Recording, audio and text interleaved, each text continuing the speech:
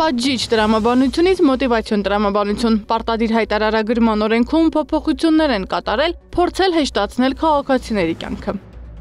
Եթե քաղաքացին գտնում է, որ պետական եկամուտների կոմիտեի կողմից տեսանելի տեղեկատվությունից բացի, այսինքն աշխատավարձեր, նման այլ եկամուտներ, ինքը որևէ այլ եկամուտ չունի եւ փաստացի ավելացնելու բաներ չունի, ինքը կարող է պարզապես մուտք չգործել անգամ այդ համակարգ եւ վերջնաժամկետից հետո, այսինքն նոյեմբերի 1-ից հետո, եթե ինքը անգամ համակարգ մուտք չի գործել եւ հաստատել հայտարարագիրը, կհամարվի, որ քաղաքացու հայտարարագիրը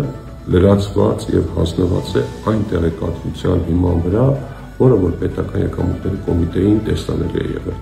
Իշխող պատգամավորի պնդմանը հակադարձում են մասնագետները, նրանց խոսքով օրենքում կատարված փոփոխությունը ավելի է բարդացնելու քաղաքացիների կյանքը։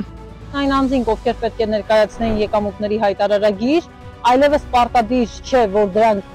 դա իրենք անեն անձամբ, եթե իրենք բացի իրենց աշխատավարձից ուրիշ եկամուտ չունեն։ Հարկային մարմինը դա կանի ձեր փոխարեն։ Դուք կհամարվեք հայտարարագիր ներկայացված։ Ձեր անունով կլինի այդ հայտարարագիրը առկա, բայց այնտեղ կարտացոլվի միայն աշխատավարձը։ Սա նշանակում է, որ եթե նախկինում քաղաքացին կարող էր հայտարարագրելուց հրաժարվելու դեպքում 2 անգամ տուգանվել եւ վերջ, ապա հիմա ՊԵԿ-ը քաղաքացու փոխարեն կհայտարարագրի վերջինիս աշխատավարձը։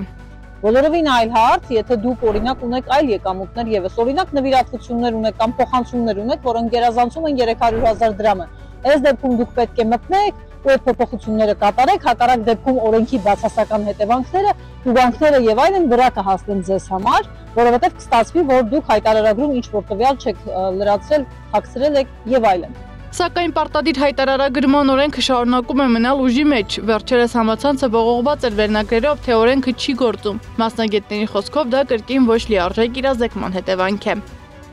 ՊԵԿ նախագահի հրամանով նվազեցվող եկամուտների շեմը սահմանվել է 300,000 դրամ, մինչև այդ շեմը հասնող եկամուտները քաղաքացին պարտադիր չի հայտարարագրի։ Այդ շեմը վերաբերում է նվիրատվության, անհատույց ստացման, փոխառության կամ գույքի վաճառքից ստացված չհարկվող եկամուտներին։ 300,000 դրամի շեմը հաշվում է յուրաքանչյուր գործարքի համար առանձին, ոչ թե բոլոր նմանատիպ գործարքների ընդհանուր գումարի համար։ Կտուգանվեն միայն այն մարդիկ, որոնք գիտեն, որ ունեն հավելյալ եկամուտ, որը չի երևում ՊԵԿ-ում։ Վապկեն Թունյանի խոսքով հետագայում դա բացահայտելու պարագայում անձը կենթարկվի պատասխանատվության։ Այն քաղաքացիներն, ովքեր ինքնուրույն կլրացնեն հայտարարագիրը, խնդիր չեն ունենա ավաններից ստացված գումարները հայտարարագրելու հարցում։ ՊԵԿ-ն այն ինքնուրույն կանի։ Իսկ եթե ինքնուրույն լրացնեք հայտարարագիրը, նաև կստանաք քեշբեք։ Սեդա Մակարյան, Նոնա Գևորգյան, ABC Media։